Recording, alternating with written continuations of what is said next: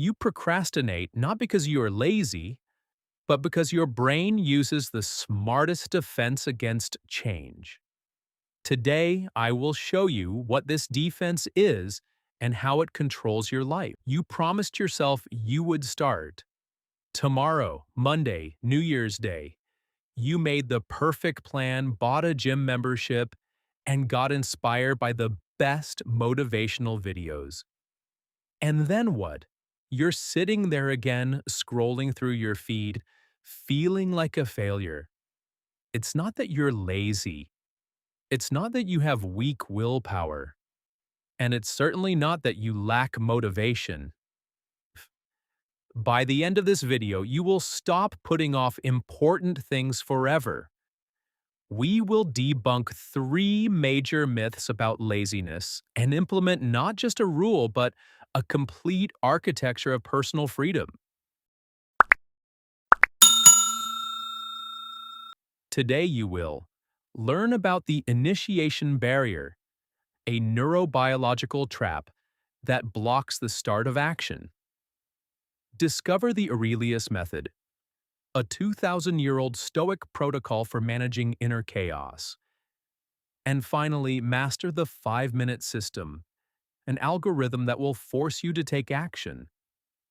Our guide is Marcus Aurelius, the Roman emperor who, in an era of plague, war, and betrayal, found time for philosophical reflection.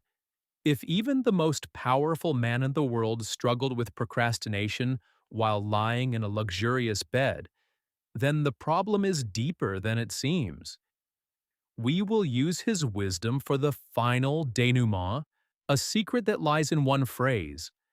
This is what distinguishes a Stoic from an ordinary person. What's the catch? We think that motivation is needed to get started, but motivation is not fuel. It is the product of action.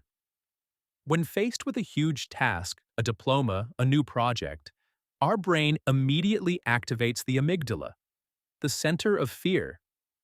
The amygdala does not see the difference between finishing a project and being attacked by a predator. It knows only one thing: pain. And to avoid the pain of uncertainty and fear of failure, it activates a defense mechanism: procrastination. It's not laziness, it's self-defense. This is called the initiation barrier. It's like pressure in a hydrant. To start the whole system, you need to apply a huge impulse. Case: let's take a character like Alex who wants to learn programming.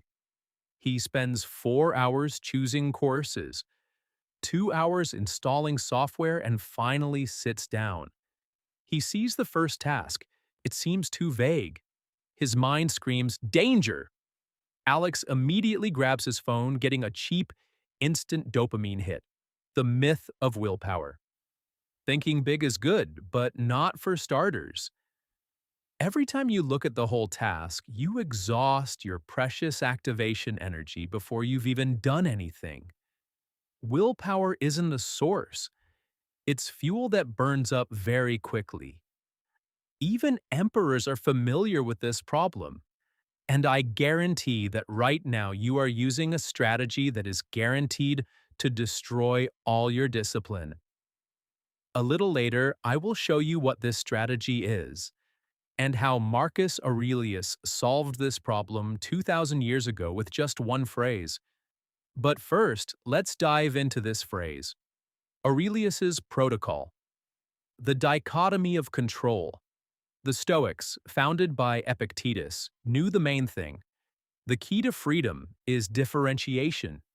They divided everything into 2 parts: what is within our power and what is not within our power.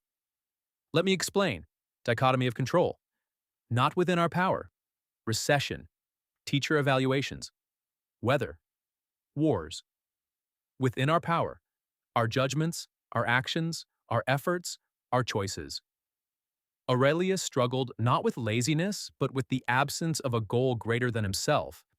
Quote from Aurelius: "One must rise for the work of man. Why should I complain if I go to do what I was born to do?" Practice. Every morning, ask yourself, How do my actions contribute to the common good? This instantly switches your brain from selfish desires, I want to lie down, to duty and freedom. The Stoics made their choices freely. Premediation of evil. The Stoics did not avoid fear, but imagined the worst outcome is not only failure, but also regret. Awareness. Imagine that you don't start the project. What will happen in a year? Live through it in your mind. As soon as uncertainty turns into a concrete, frightening image, the specter of your potential, your brain sees that action is less scary than inaction. The fear of inaction becomes stronger than the fear of action. If the barrier of initiation is the fear of taking the first step, we must make that step impossibly easy. We will trick the amygdala. Rule 1. The 2-minute rule. Atomic habits. If a task takes less than 2 minutes, sending a letter, taking out the trash, do it immediately. This is training for immediate action. Rule 2. The 5-minute rule. Breakthrough. If the task seems overwhelming, writing a book, learning a language, promise yourself to work on it for exactly 5 minutes. Science. When our brain starts working, it activates the Zeigarnik effect. Psychologists have proven that we remember unfinished actions better. After 5 minutes of work, the neural circuits are already activated. It becomes more difficult for you to stop than to continue. Typical implementation pitfalls. Why do 9 out of 10 people fail even this simple system? The perfection trap. You try to achieve the perfect result in those 5 minutes. No.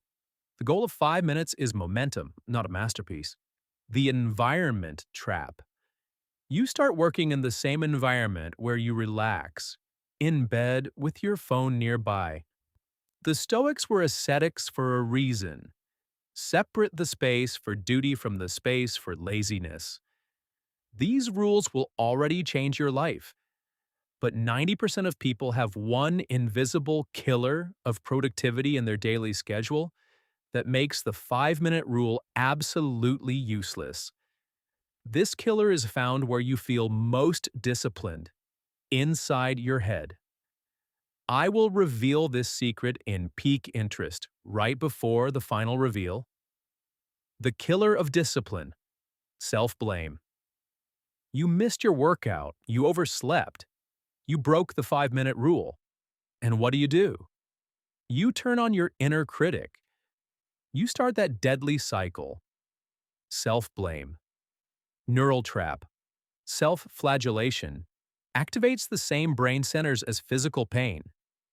This is not motivation, but a stress reaction that only reinforces the trap of procrastination. The brain associates work with pain and seeks to avoid it. Shocking fact. Research by psychologist Kristen Neff shows that self-compassion, not self-criticism, is the only factor that helps people return to their goals after failure. When you say to yourself, "I'm a lazy bum," you only reinforce the identity of a slacker in your brain. Discipline collapses. True Stoic discipline is not a whip, but a sword aimed at weakness, not at yourself, as in Musashi's Ring of Fire. Success is not an ideal plan, but the speed of recovery after a fall. We started with the question of why you put off life until tomorrow. Now you know.